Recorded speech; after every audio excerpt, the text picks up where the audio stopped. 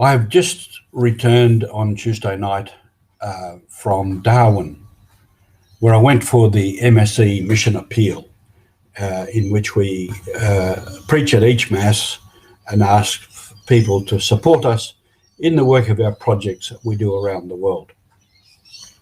I was given a very great welcome by the parish priest and all the people. I met a lot of just very ordinary, very interesting, very good people. And I find that's a common thing when I go to parishes. I don't get an unwelcome. I get a welcome, and I get to talk to a lot of really interesting people. And Darwin did not fail in that. And I went to Nightcliff Parish, which is an MSc parish. Early this year, I had our MSc parishes on the calendar. Quite a few of them have been cancelled because of our present COVID situation. But when the Northern Territory border opened, I checked with the parish priest and he said, welcome, you come. So that was very good. I enjoyed that. I want to talk a bit about a place I went to and a place we support. It's called Nunanglinya College. We support them each year to help with support of staff. And I want to talk a little bit about it today because it's a very interesting project. It's a very interesting, the whole concept of the college is very interesting, and met some very dedicated, committed people there. It's a college for formation and training of Aboriginal, our Indigenous brothers and sisters for a formation for ministry in the church. And that in itself is a great concept. It's a great idea. And it reminds me of a lot of the work I did in Papua New Guinea in formation of lay people for ministry. But I'll come to that at another time. The college, I think it's, just forget now, it's 50 years or more since it was started. And people come from many of the remote Aboriginal communities in the Northern Territory. It is set up to train people and formation. Now, formation is important, and personal development and formation is one of their keys. In the first round of courses, people can come for courses for 2 to 4 weeks once a year. The first round is a general course, and they can come back in 3 successive years. A lot of that is personal formation, and helps people to look at themselves, look at how they're traveling, and to develop as a person, as a Christian. I must say it's an ecumenical college, and the staff mixed amongst the churches. Now, people come in.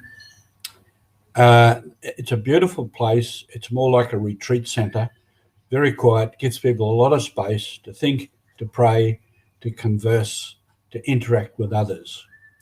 And one of the benefits of it is they come from many different language groups and tribes, and communities right across the Northern Territory.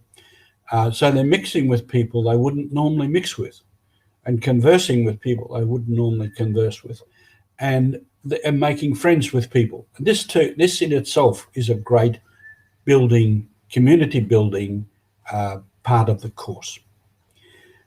Most people that come are older, in the sense of 30s, 40s, maybe even older, because it's considered important to go to Nunanglinya, and only elder people should go there. This carries with it a couple of limitations. Many of them, their English is not good, certainly their reading and writing, and that is a difficulty for them. So many of them go to the basic course and are not able to progress to the more theological courses and the translation course that demands greater literacy. But they can go back to their communities with a lot to offer. Now, when they go back, often they go back into difficult situations. And we know a lot of them, the problems that many of our Indigenous sisters and brothers face is alcoholism, drugs, lack of employment, lack of schooling, law and order, etc., etc. So they land back into that, and they have to try and carry on what they learned in that situation. So that's where it's good if they come back for further courses or further times at Nunanglinya, and able to keep moving forward in their own development. So in the situation where they're learning, sharing, and refreshing their own faith and developing it, and as working with their parish priests, working with their parish councils, whatever organisation the parish has, they can see where they can fit into the ministry in the parish, or how they can work to try and improve the lives and the Christian lives of the people there. So this was, to me, a very beneficial and good encounter, to go there, to see the place, and to meet the people there. They would have, across the year, 250 to 300 people come through the college. Classes are in groups of about 15, which is a very manageable, very comfortable level to work with. Further courses involve theology, art and music, and translation, aiming at translation of the scriptures into the language of the people. And I know from experience that translation requires a lot of skills and ability. You have to be fluent in both languages, and you have to be able to translate not just the words, but the ideas and the concepts. So it requires certain skills and guidance and direction. So this was a very good encounter. We support that, and having been there and seen it, I think I can say that we really want to continue to support that and the work that it does. Not only is it church work, but there's two aspects of it. There's the Indigenous people and living in their own communities.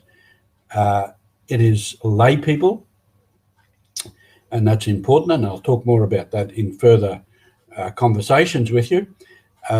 And participation in the work of the church, the mission of the church. And so this is where Mission Alive comes to the fore, that in this work, in different churches, the mission is alive, in enabling, empowering people in their own communities to be active agents of the good news. Have a good day on mission, wherever you may be, and we'll be back with more. Thank you.